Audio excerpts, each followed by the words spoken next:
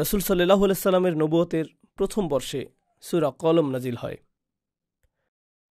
অবস্থা তখনও কঠিন হয়নি, কুরাইশরা তখনও সহিংস হয়ে ওঠেনি, প্রকাশ্য হামলা শুরু হয়নি, অবস্থা তখনও এমন পরিমাণে আক্রমণাত্মক হয়নি যার কারণে রাসূল সাল্লাল্লাহু আলাইহি সাল্লামকে ঈমানদারদেরকে নিয়ে মদিনায় হিজরত করতে হবে। একসময় মক্কায় রাসূল সাল্লাল্লাহু আলাইহি সাল্লামের উদ্দেশ্যে একটি হত্যা চেষ্টাও হয়েছিল। কিন্তু এই সব কিছুর আগে প্রাথমিক যুগে নাজিলকৃত সূরাগুলোর একটি হল সূরা কলাম। যে আয়াতগুলো আমি পাঠ করলাম তা সূরা কলামের অন্তর্ভুক্ত। মক্কায় যে বিভিন্ন ধরনের শত্রুর সম্মুখীন হতে হবে, তো আল্লাহ এখানে রাসূল সাল্লাল্লাহু আলাইহি সাল্লামকে সেই বিষয়ে প্রস্তুত করেছেন। আমাদেরকে এখানে প্রথমত মক্কার শত্রু এবং মদিনার শত্রুর মধ্যে পার্থক্য উপলব্ধি করতে হবে। যদিও উভয় ক্ষেত্রেই শত্রু কুরাইশ, মদিনার শত্রুরাও কুরাইশ যারা আসবে যুদ্ধক্ষেত্রে, আর মক্কায়ও শত্রু কুরাইশ, কিন্তু যুদ্ধক্ষেত্রের শত্রু এবং আদর্শিক শত্রুর মাঝে পার্থক্য রয়েছে। মক্কি যুগের কুরাইশা হল প্রথমত এবং প্রধানত আদর্শিক শত্রু। ইসলামের বার্তাটির বিরুদ্ধে রাসূল সাল্লাল্লাহু আলাইহি সাল্লামের মিশনটির বিরুদ্ধে তারা অপপ্রচারের মাধ্যমে লড়াই করার চেষ্টা করেছে। তারা এর বিরুদ্ধে মনস্তাত্ত্বিক লড়াই, বিশ্বাসগত লড়াই করার চেষ্টা করেছে। এটা হলো প্রথম যুদ্ধ। আর যুদ্ধক্ষেত্রের লড়াইটি ছিল দ্বিতীয় যুদ্ধ। কোরআনের 2/3 কথা বলেছে প্রথম লড়াইটি নিয়ে। মক্কি সূরাগুলোর বিষয়বস্তু ছিল এই প্রথম লড়াই। আর এমনকি এই লড়াইটি প্রবল রূপ ধারণ করার আগে, মক্কার সেই আদর্শিক লড়াইটি প্রবল হওয়ার আগেই রাসূল সাল্লাল্লাহু আলাইহি সাল্লামকে প্রস্তুত করা হচ্ছে যে কী ধরনের আক্রমণ আসতে যাচ্ছে। এখানে সূরা কলামে 2 ধরনের আক্রমণের কথা এসেছে, আর ঠিক পরের সূরাটি সূরা হাক্কাতে বাকি আক্রমণগুলোর বিষয়ে এসেছে। তো আজকের খুতবায় আমি চাই যে সংক্ষেপে হলেও আপনারা এই 2 ধরনের আক্রমণের পার্থক্য সম্পর্কে জানুন। এক ধরনের আক্রমণকে আসলে আক্রমণ বলা হয় না। এটাকে মনে হয় যে কেউ আপনার জন্য খারাপ অনুভব করছে, কেউ আপনার জন্য দুঃখ বোধ করছে। যেমন আপনি শুনলেন যে রাসূল সাল্লাল্লাহু আলাইহি সাল্লাম সম্পর্কে মানুষজন বলছে যে তিনি উম্মাদ। যখন কেউ উম্মাদ হয়ে যায় অথবা তাকে জিন আক্রান্ত করে, মাজনুন শব্দটি এই উভয় অর্থই প্রকাশ করে। জুন্না আকলুহু আও আলাইহি জিন, এর অর্থ হতে পারে যে তার মস্তিষ্ক আর কাজ করছে না, তার চিন্তাশক্তি আচ্ছন্ন হয়ে আছে। সে হয়তো কোনো ধরনের বাইপোলার ডিসঅর্ডার বা সিজোফ্রেনিয়া অথবা কোনো ধরনের মানসিক রোগে আক্রান্ত। এটা মাজনুন শব্দটির একটি অর্থ। এর আরেকটি অর্থ হলো কোনো শয়তান অথবা জিন তাকে আছর করেছে। প্রাচীন সময়ে এই 2 ধরনের অর্থই প্রযোজ্য ছিল। কিন্তু যখন তারা নবীজি সম্পর্কে এটা বলতো, তারা এটা বোঝাতো না যে তার উদ্দেশ্য খারাপ, বরং এরকম বলতো তার এতে কোনো দোষ নেই, বেচারার বুদ্ধি লোপ পেয়েছে, নাউজুবিল্লাহ। এভাবেই তারা রাসূল সাল্লাল্লাহু আলাইহি সাল্লাম সম্পর্কে কথা বলতো। তো এখানে তারা ইসলাম অস্বীকার করছে, কিন্তু রাসূল সাল্লাল্লাহু আলাইহি সাল্লামের চরিত্রকে আক্রমণ করছে না। তারা শুধু বলছে যে সে অসুস্থ, সে স্বাভাবিক না, আমরা তার জন্য দুঃখবোধ করছি। তো এটা একটা আক্রমণ, কিন্তু আক্রমণটি তার চরিত্রের উপর না। এটা তার চরিত্রকে সরাসরি আক্রমণ করে না, শুধুমাত্র তার বক্তব্যকে অস্বীকার করার একটা উপায়। আর এর বিপরীতটা আপনি পাবেন সূরা হাক্কাতে। সূরা কলামের শুরুতে এবং শেষে আল্লাহ বলছেন, মা আনতা বিনিআমাতি রাব্বিকা বিমাজনুন, অথবা লা ইউজলিকুনা বিআবসারিহিম লাম্মা সামিউ যিকরা ওয়া ইয়াকুলুনা ইন্নাহু লামাজনুন। এগুলোই সূরা কলামে বর্ণিত অভিযোগ। যখন আপনি সূরা হাক্কাতে যাবেন, আপনি দেখবেন যে তারা তাকে কবি আখ্যায়িত করেছে, তারা তাকে মন গণনাকারী বলেছে। আর একজন কবি এমন ব্যক্তি যে মানসিক বিকারগ্রস্ত নয়। সে যা লিখবে তা নিয়ে সে পরিকল্পনা করে, চিন্তা করে, সে সৃজনশীল, সে এমন কিছু সৃজন করে যা মানুষকে প্রভাবিত করে। তো এখন তারা রাসূল সাল্লাল্লাহু আলাইহি সাল্লামের চরিত্রের প্রতি অভিযোগ আনছে। তো একটি হলো প্রত্যক্ষ আক্রমণ, আরেকটি হলো পরোক্ষ আক্রমণ। আর আসলে প্রত্যক্ষ আক্রমণটির মোকাবেলা করা অধিকতর সহজ। কমপক্ষে আপনি আপনার শত্রুকে চিনেন, সে আপনার চোখের সামনে, সে আপনাকে মিথ্যাবাদী অথবা এটা সেটা বলছে, কিন্তু পরোক্ষ আক্রমণটি আপনার উদ্দেশ্যে করা হয় না। তারা যদি রাসূল সাল্লাল্লাহু আলাইহি সাল্লামকে মানসিক বিকারগ্রস্ত বলে, রাসূলকে শোনানো এর উদ্দেশ্য না। তারা তার চারপাশের মানুষদের বলতে চাইছে যে তিনি মানসিক বিকারগ্রস্ত, অতএব তারা যাতে তাকে গুরুত্ব না দেয়। কারণ তারা যদি রাসূল সাল্লাল্লাহু আলাইহি সাল্লামের চারপাশের মানুষদের কাছে এসে বলে যে সে একজন মিথ্যুক, সে একজন কবি, সে মন গণনাকারী, তার ভিন্ন পরিকল্পনা রয়েছে, তো তখন তারা বলবে যে আমরা তাকে সারা জীবন ধরে চিনি, তিনি একজন সৎ মানুষ, তোমরাই বরং মিথ্যাবাদী। তো এটা কাজে দিবে না।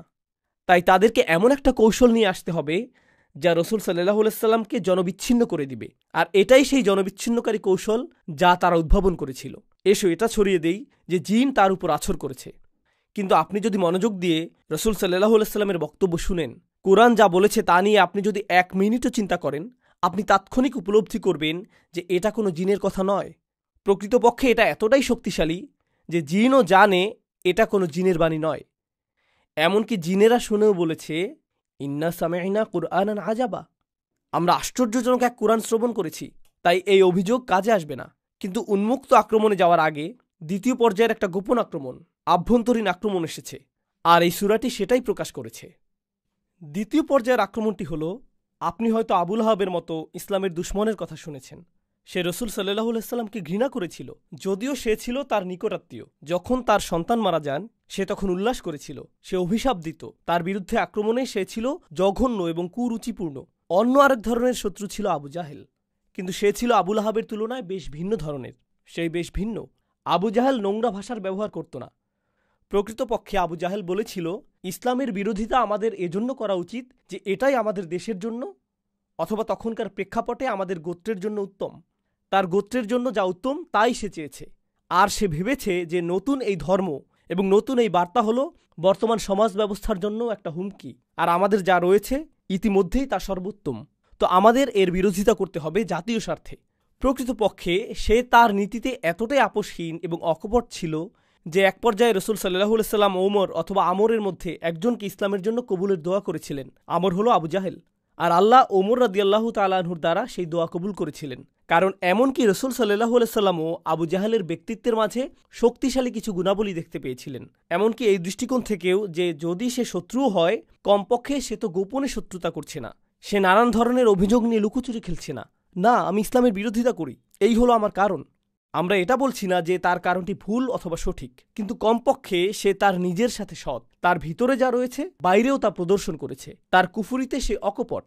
এই শত্রুর মাঝেও এক ধরনের সততা রয়েছে। সে ছিল ব্যক্তিত্ব সম্পন্ন শত্রু, কিন্তু এরপর আরেক ধরনের শত্রু রয়েছে। প্রসঙ্গক্রমে আবু জাহেল সম্পর্কে আরেকটা বিষয় হল, এমনকি আল্লাহ কোরআনে সর্বপ্রথম নাজিলকৃত সূরা অর্থাৎ সূরা আলাকে উল্লেখ করেছেন, আরাআইতা ইন কানা আলাল হুদা আও আমারা বিত্তাকওয়া। আপনি কি ভেবে দেখেছেন যে যদি সেই ব্যক্তি, এখানে আবু জাহেলের প্রতি ইঙ্গিত করা হয়েছে। আবু জাহেল সম্পর্কে আল্লাহ বলছেন, আপনি কি লক্ষ্য করেননি যে সে যদি সঠিক হিদায়াতের পথে চলত এবং তাকওয়ার নির্দেশ দিত? অর্থাৎ এমনকি আল্লাহও আবু জাহেলের মাঝে সম্ভাবনা লক্ষ্য করেছিলেন, এমনকি আল্লাহও তা লক্ষ্য করেছিলেন।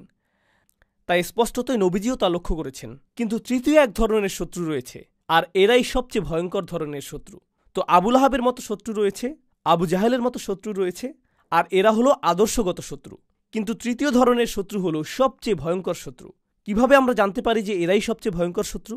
এরা হলো উতবা ইবনে রাবিয়া অথবা ওয়ালিদ ইবনে মুগিরার মতো শত্রু। এই নামগুলো আপনাদের জন্য গুরুত্বপূর্ণ না, কিন্তু তাদের বৈশিষ্ট্যগুলো জেনে রাখা গুরুত্বপূর্ণ। তারা কেন এত ভয়ঙ্কর?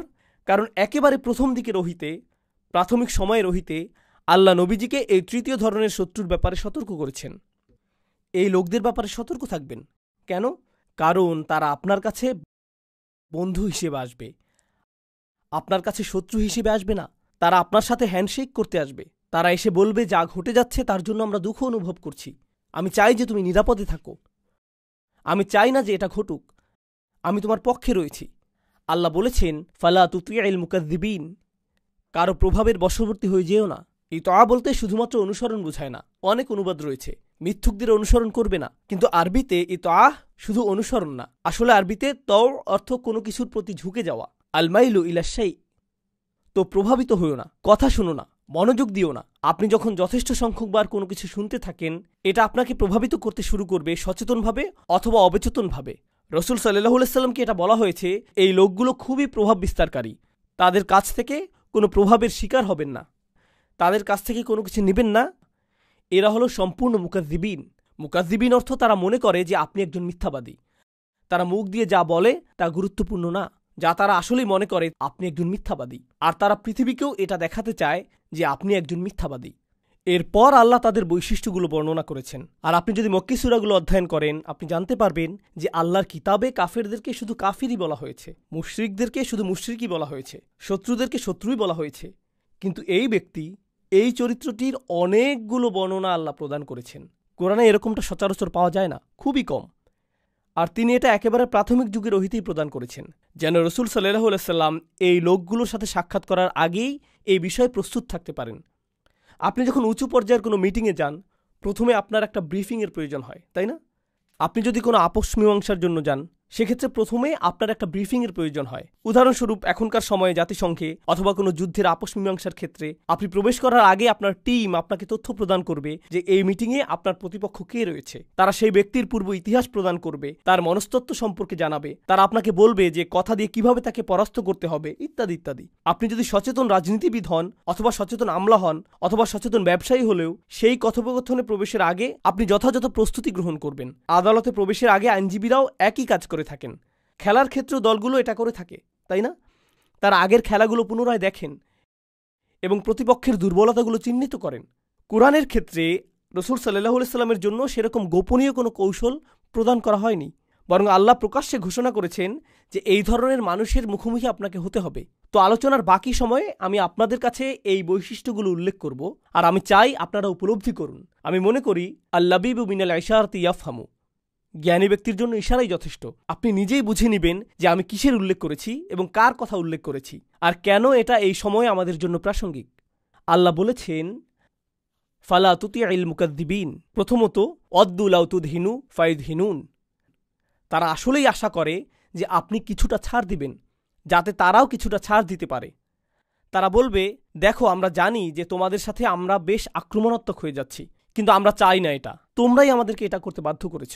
তোমরা যদি আমাদের সাথে কিছুটা কাজ করো, তোমরা যদি কিছুটা আপোষ মীমাংসা করো, তাহলে আমরা একটা উপায় বের করব।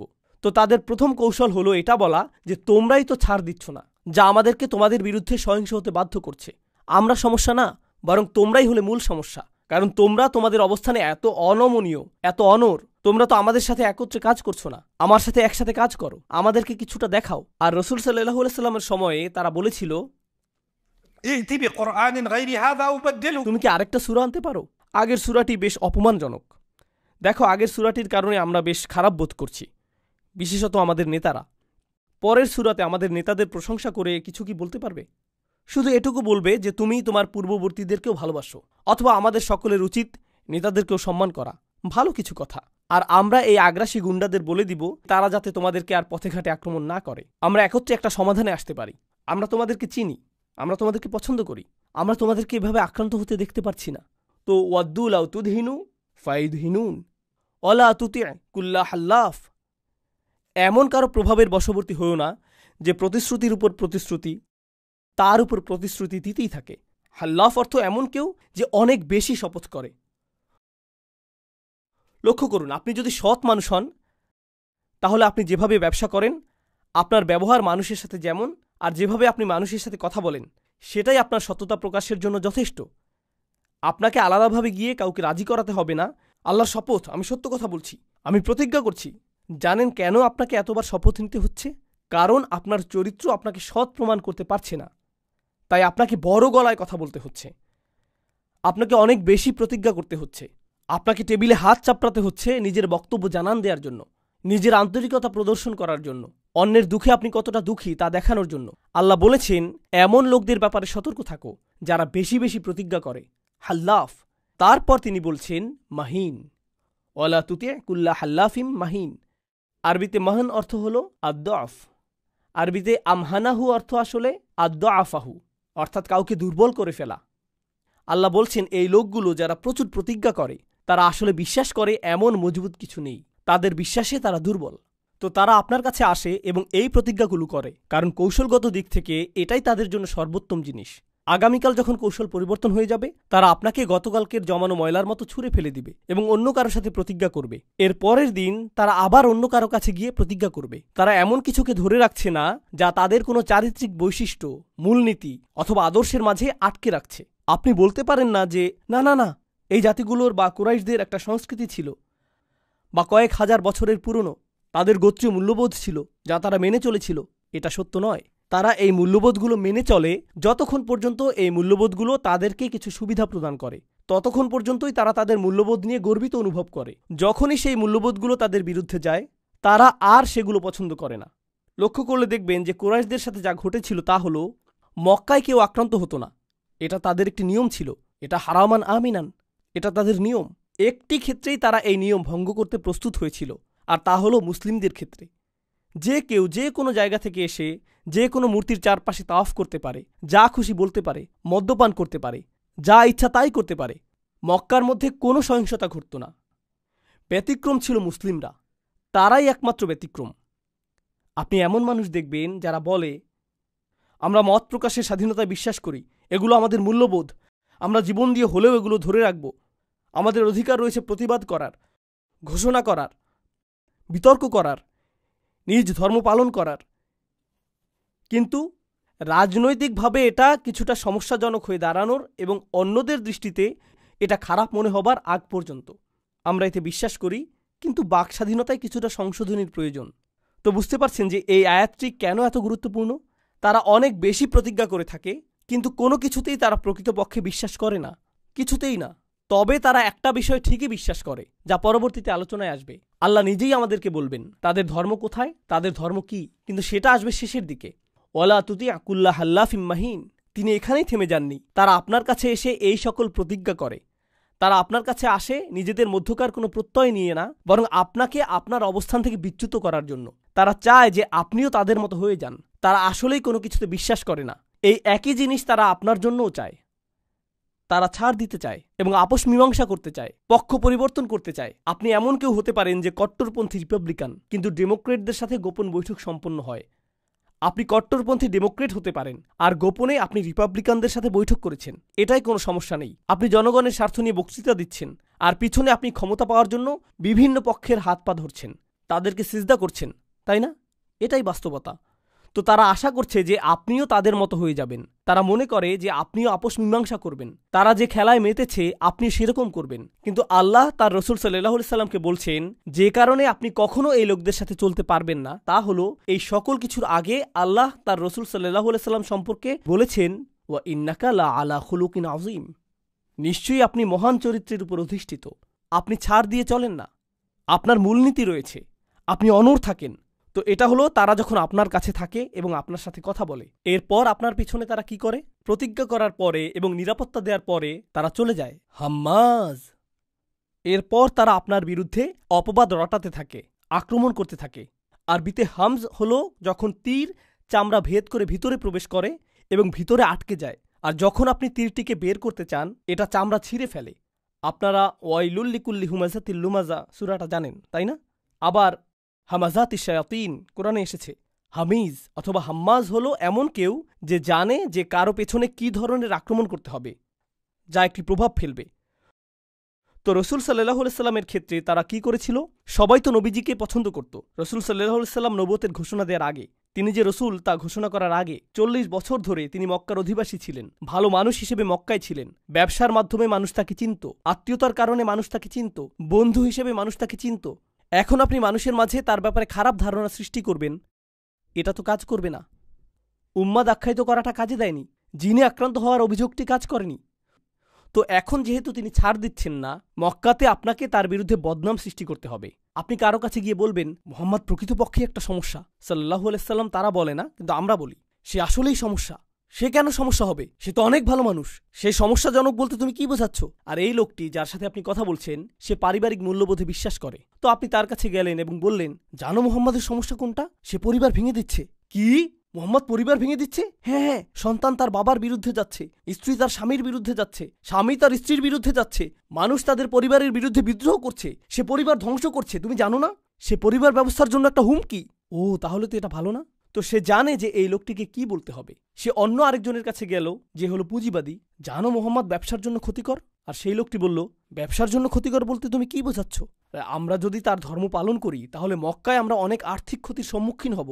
আমরা প্রচুর তীর্থযাত্রী হারাবো।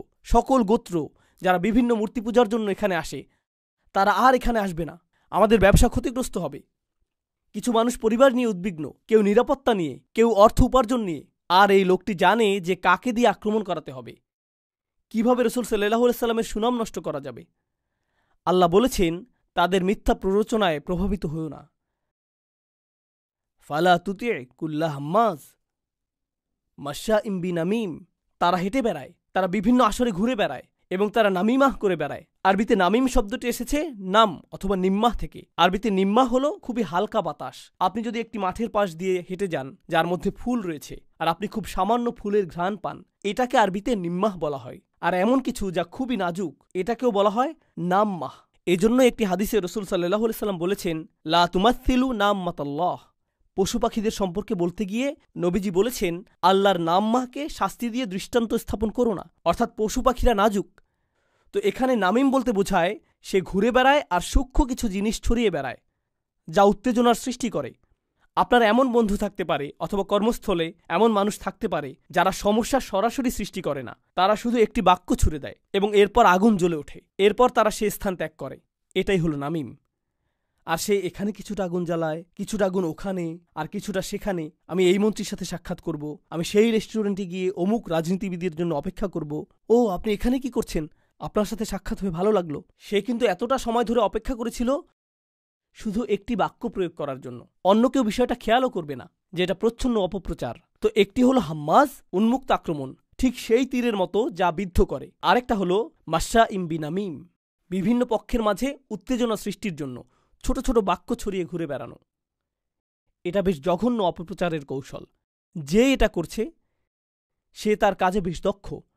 আর রসুল সাল্লাল্লাহু আলাইহি সাল্লাম যেহেতু অকপটভাবে তার দাওয়াতি কাজ করছেন, তার অগোচরে এই মানুষগুলোর নেটওয়ার্ক তার কাজকে নস্যাৎ করার চেষ্টায় রত, ফলে তার চিন্তিত হওয়ার কথা। আর আল্লাহ বলছেন, লা তুতি, এটা নিয়ে চিন্তা করবেন না। তারা যে খেলা খেলছে তা আমি আপনাকে বলে দিচ্ছি। ওয়ালা তুতি কুল্লা হাল্লাফিম মাহিন হাম্মাজিম মাশাইম বিনামিম। আর তাদের প্রকৃত অবস্থা আল্লাহ জানাচ্ছেন, মান্নাইল লিল খাইর মুতাদিন আথিম। তারা বলে বেড়ায় যে আমরা দেশের কল্যাণ কামনা করি, আমরা আমাদের জনগণের নিরাপত্তা নিশ্চিত করব, আমরা জাতীয় স্বার্থ রক্ষা করতে চাই। আল্লাহ বলেছেন, এই মানুষগুলোই তারা যারা ভালো যে কোনো কিছুকে বাধাগ্রস্ত করে। মান্নাইল লিল খাইর। আর তারা নিজেদের গণ্ডির মধ্যে সকল আইন ভঙ্গ করে, মুতাদ। আর তারা প্রতিনিয়ত পাপের মধ্যে আছে, প্রতিনিয়ত অন্যায়ের মধ্যে রয়েছে। এরা হলো সবচেয়ে খারাপ ধরনের মানুষ। মান্নাইল লিল খাইর মুতাদিন আথিম। একই সাথে এটা বর্ণনা করছে যে এই লোকগুলোর মনে অন্য কারো প্রতি শুভকামনা থাকে না, বরং তারা কল্যাণের ক্ষেত্রে বাধা হয়ে দাঁড়ায়। তারা কোনো ধরনের কল্যাণের প্রসার ঘটতে দেয় না। আর এই সবগুলো উল্লেখ করে আল্লাহ বলছেন, উতুল্লিন বাদা যালিকা জানিম। আরবিতে উতলা হলো একটা জমি যা কেটে ফেলা হয়েছে অথবা খুঁড়ে ফেলা হয়েছে। আপনার উঠোনে যদি পুকুর তৈরির জন্য একটা গর্ত খুঁড়েন, তখন একপাশে মাটি স্তূপ করে রাখা হয়। এখন এই যে মাটিগুলো জমির মাটি থেকে আলাদা করা হয়েছে, এটাই উতলা। একজন ব্যক্তি যে উতুল, সে নিজেকে অন্য সকলের চেয়ে আলাদা মনে করে। অন্য সকলে হলো কীটপতঙ্গ এবং পশু, কীটপতঙ্গ এবং পশু। অন্য সকলে হলো শুধু সংখ্যা এবং পরিসংখ্যান। গুরুত্বপূর্ণ বিষয় হলাম আমি এবং আমার আশেপাশের মানুষজন। এগুলোই গুরুত্বপূর্ণ। অন্য সকলের সাথে যা ঘটার ঘটবে। আর শেষ অংশে আল্লাহ বড় ধরনের একটা অপমান করেছেন, বাদা যালিকা জানিম। সর্বশেষ যে অপমান আল্লাহ করেছেন তা হলো এই সকল বৈশিষ্ট্য ছাড়াও সেই ব্যক্তিটি জানিম। আরবিতে জানাম হলো এমন ব্যক্তি যে দাবি করে যে সে একটি গোত্রের অন্তর্ভুক্ত, কিন্তু প্রকৃতপক্ষে সে সেই গোত্রের অন্তর্ভুক্ত নয়, অথবা সে অবৈধ সন্তান, অর্থাৎ বিবাহ বহির্ভূত সম্পর্ক থেকে যার জন্ম। এরকম ব্যক্তিকে তারা বলতো জানিম। ইদ্দা আন্নাহু মিন কওম লাইসা মিনহুম হাযা হুয়া জানিম। তো সে দাবি করছে যে সে একটি গোত্রের অন্তর্ভুক্ত, কিন্তু সে আসলে তা নয়। আল্লাহ এই শব্দটি ব্যবহার করে এই ব্যক্তিটিকে বর্ণনা করেছেন যার কোনো আনুগত্য নেই, এমনকি তার গোত্রের প্রতিও, এমনকি তার পরিবারের প্রতিও তার নিজে ছাড়া অন্য কারো প্রতি আনুগত্য নেই। সে চূড়ান্তভাবে নোংরা একজন রাজনীতিবিদ, বক্তব্যে খুবই পারদর্শী, অপপ্রচারে খুবই পারদর্শী, কৌশলে সিদ্ধহস্ত, কোনো কল্যাণের প্রসার রোধে প্রতিজ্ঞাবদ্ধ, আর নিজে ছাড়া অন্য সকলের প্রতি আনুগত্যহীন। উতুল্লিন বাদা যালিকা জানিম। এই সব কিছুর পরেও তার কেন প্রভাব রয়েছে? সে যদি এতই জঘন্য মানুষ হয়ে থাকে, এরকম মানুষের কেন প্রভাব রয়েছে? আনকানা যা মালিন ওয়া বানিন। তার অর্থ এবং লোকবল রয়েছে, এটাই তার আদর্শ, অর্থ সম্পদ। আর আগের দিনে বানিন হল আপনার লোকবল, তারা হলো আপনার সহযোগী। গোত্রগত বিবেচনায় বানিন হল আপনার সেনাবাহিনী। যেমন প্রাচীন সময়ে ইয়াকুব আলাইহিস সালামের সন্তানেরা নিজেদেরকে উসবাহ বলে আখ্যায়িত করেছিল, তাই না? নাহনু উসবাহ, কারণ তারা গৃহের সেনাবাহিনী, তারাই গৃহের নিরাপত্তারক্ষী। আধুনিক সময়ে বানিন অর্থ শুধু এটা না যে আপনার সন্তান সন্ততি রয়েছে। আধুনিক সময়ে বানিন হল আপনি সামরিক শক্তির অধিকারী, পারমাণবিক শক্তির অধিকারী, ট্যাঙ্কের অধিকারী, আয়রন ডোমের অধিকারী। এগুলো আপনার বানিন। আর আপনার অর্থসংস্থানকারী উৎসও রয়েছে। আনকানা দা মালিন ওয়া বানিন, শক্তির অধিকারী, অর্থের অধিকারী। অর্থ থাকলে সত্য আপনার সাথে থাকবে। এটা আল্লাহর মূল্যায়ন সেই ধরনের মানুষ সম্পর্কে রসুল সাল্লাল্লাহু আলাইহি ওয়াসাল্লামকে যাদের মোকাবেলা করতে হবে।